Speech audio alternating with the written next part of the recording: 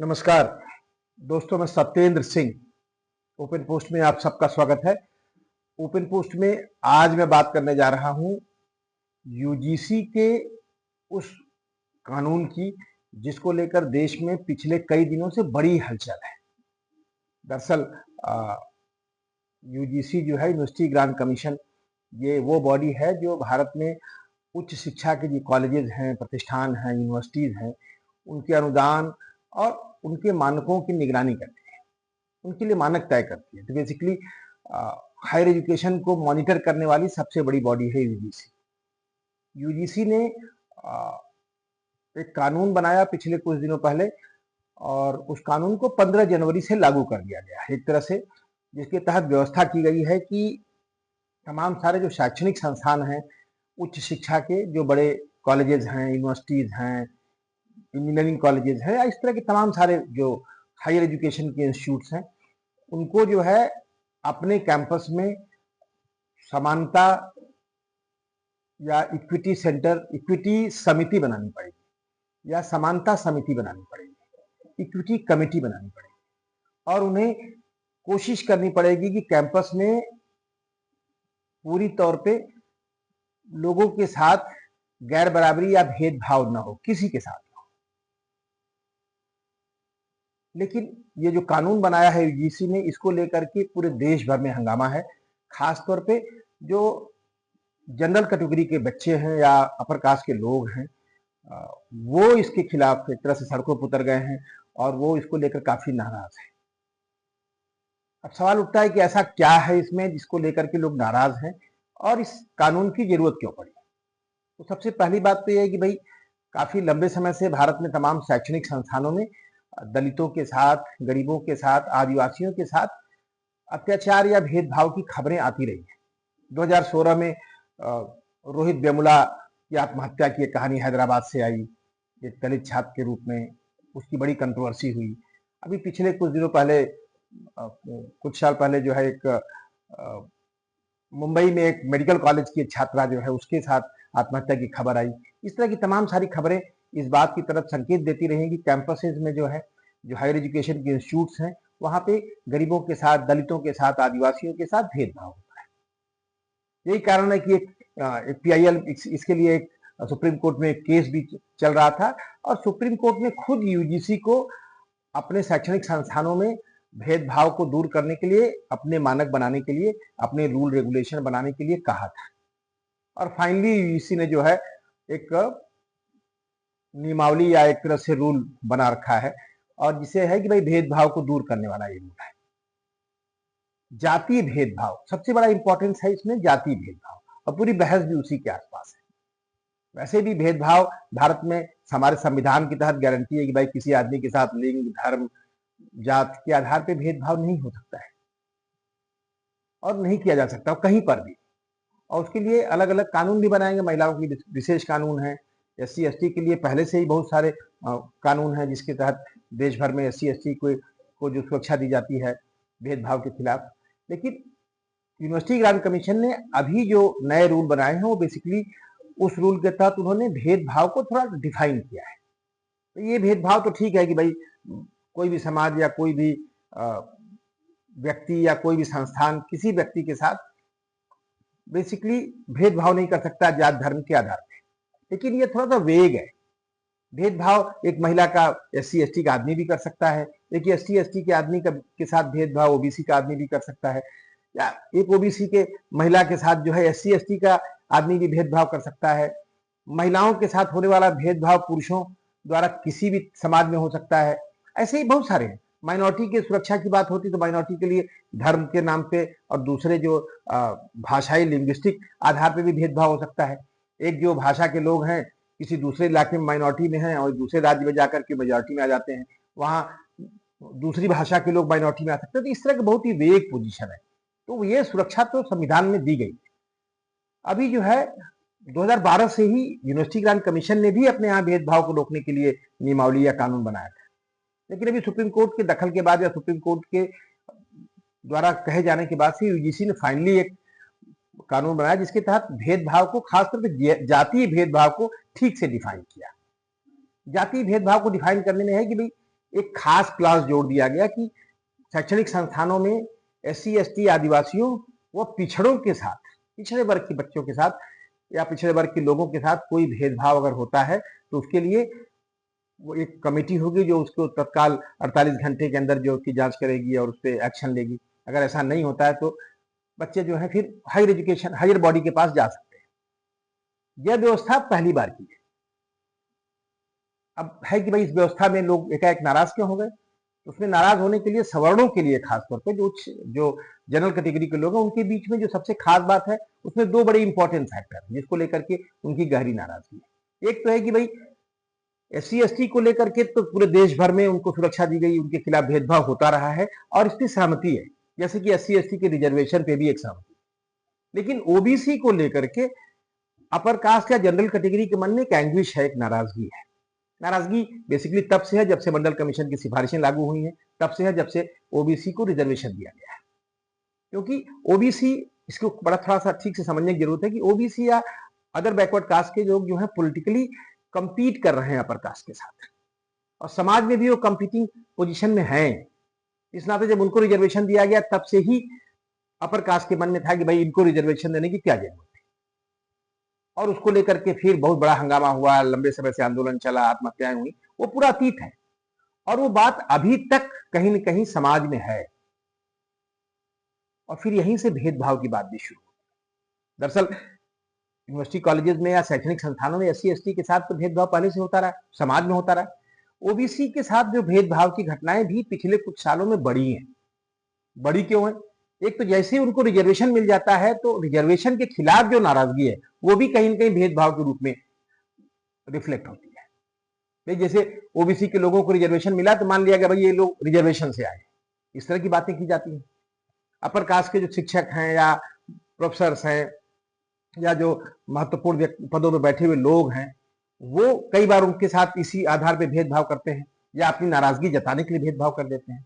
तो basically OBC के प्रति भेदभाव का जो सवाल है ये नया विषय है और यही कारण है कि मंडल कमीशन के समय से चली आ रही जो नाराजगी है अपर कास्ट की वो अब दिख रही है। बेसिकली मैं इसको इसी पर्सपेक्टिव में देखता हूं और मेरा अपना मानना है कि उसके लिए जिम्मेदार वो लोग नहीं है जो आंदोलन कर रहे हैं या वो तमाम सारे संगठन या सामाजिक जो संगठन समूह एक साथ आए वो जिम्मेदार नहीं है। जिम्मेदार उसके लिए पॉलिटिकल स्टेक होल्डर्स हैं।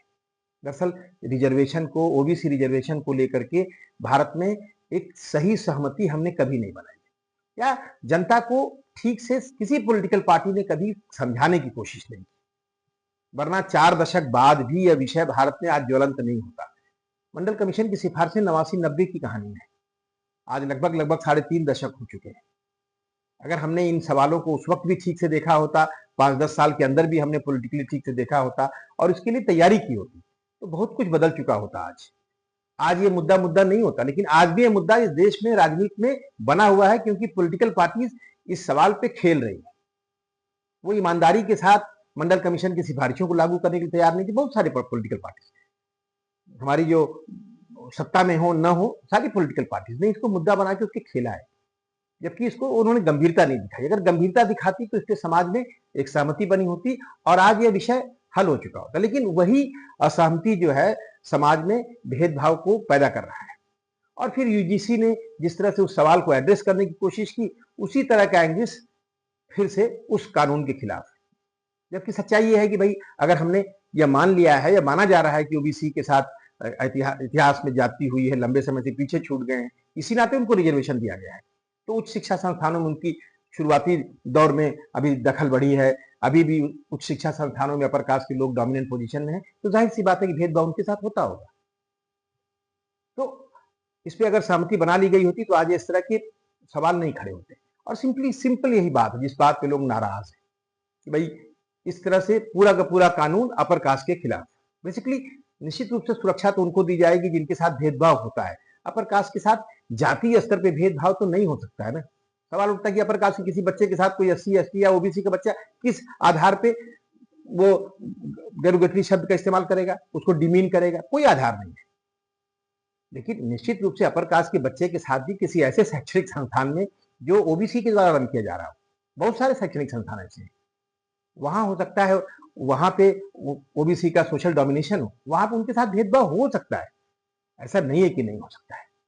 उसको भी एड्रेस किए जाने की जरूरत थी, उसके लिए एक अलग क्लॉज बनाया जा सकता था, या उसके लिए रेफरेंस पॉइंट हो सकता था, जिसको इस कानून में नहीं बनाया गया, क्योंकि हम कुछ जल्दबाजी में रहते हैं, हम समाजों को लेकर बहुत सीरियस नहीं है।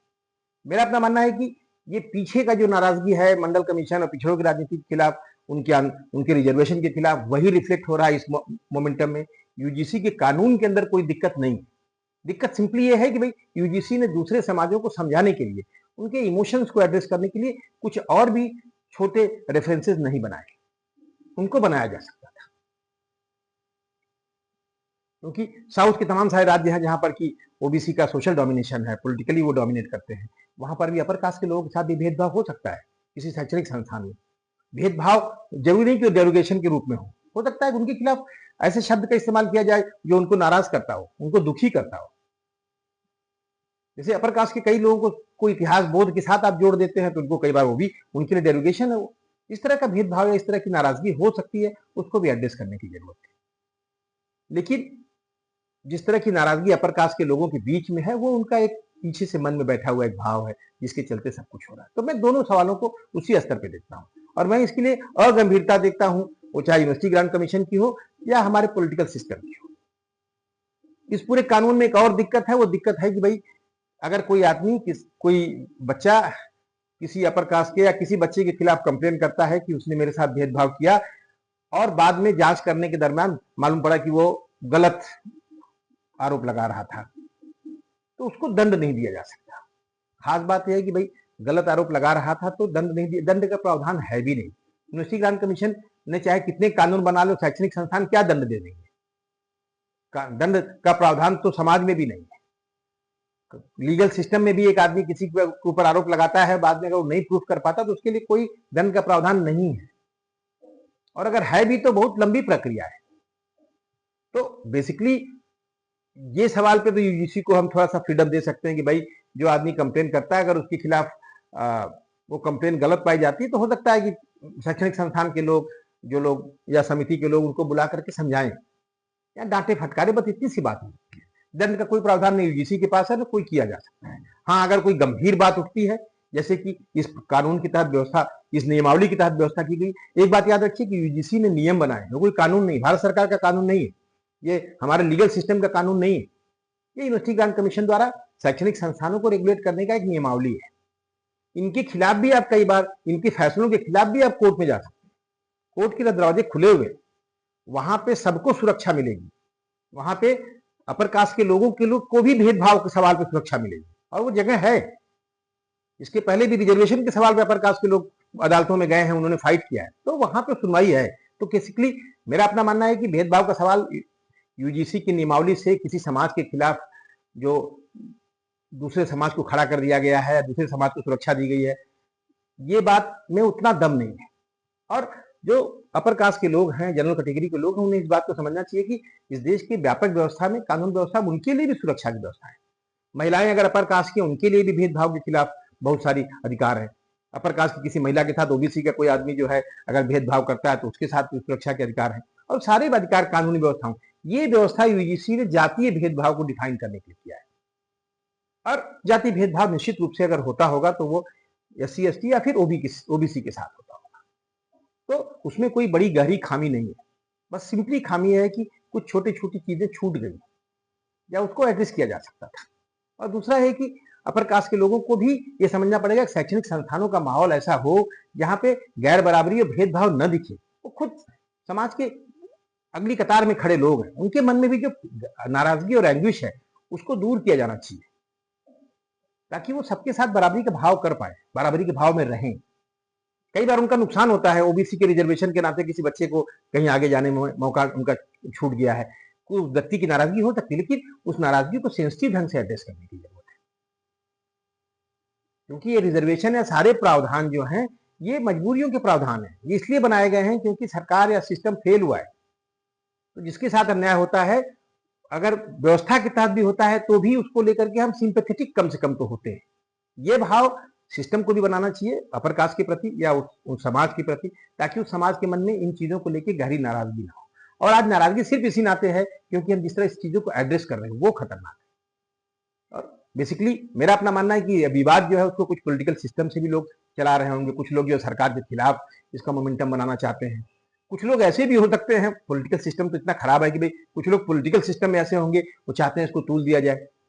उनको लगता होगा भाई यूजीसी के इस कानून से जो है ओबीसी दलितों में जो है रूलिंग पार्टी के लिए सिंपैथी बढ़ेगी, भाई रूलिंग पार्टी उनके लिए बड़ी सीरियस है, इस नाते भी कुछ लोग नाराज हो सकते हैं। तो ये पूरा खेल है। मेरा अपना मानना है कि इस तरह के गंभीर और सीरियस मामलों पे कोई राजनीतिक खेल भी नहीं होना चाहिए और समाजों को के साथ एक अच्छा संवाद होना चाहिए। यह विषय इतना बड़ा नहीं है, इतना गंभीर भी नहीं है जितना बड़ा इसको बना दिया गया है। तो मेरा अपना मानना है कि इस सेंसिटिव सवालों पे शैक्षणिक संस्थानों के अंदर भी पहल होनी चाहिए, पॉलिटिकल सिस्टम के लोगों को भी लोगों को समझाना चाहिए और इस मामले को एक सहज ढंग से समाज को सरल बनाना चाहिए। बहरहाल ये मुद्दा चर्चा में था इसलिए मुझे इस पे बात करनी थी। फिर बात करेंगे किसी और विषय पे, तब तक के लिए नमस्कार।